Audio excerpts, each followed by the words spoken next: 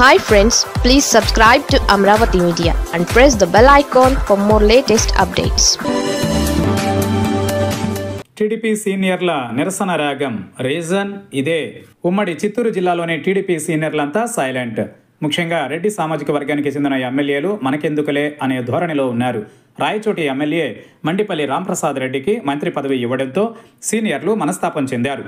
ఎప్పటి నుంచో పార్టీలో నమ్మకంగా పనిచేస్తున్న తమను కాదని రాంప్రసాద్ రెడ్డికి మంత్రి పదవి ఇవ్వడంపై కినుక వహించినట్టు తెలుస్తోంది. అందుకే వైసీపీకి వ్యతిరేకంగా సీనియర్లు గళమెత్తడానికి నిరాకరిస్తున్నారు.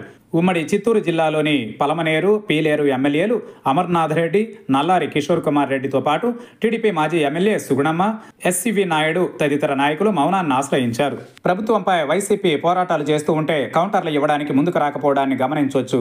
మంత్రి నారా లోకేష్ భవిష్యత్తును దృష్టిలో పెట్టుకుని జూనియర్లకు మంత్రి పదవులు కట్టబెట్టిన సంగతి తెలిసిందే. సీనియర్లను పట్టించుకోవడం లేదు. అయితే అపరిమితమైన అధికారాన్ని దక్కించుకున్న కూటమి ప్రభుత్వంలో సీనియర్ నాయకులు అసంతృప్తితో రగిలిపోతున్నా ఎవరూ నోరెత్తడం లేదు.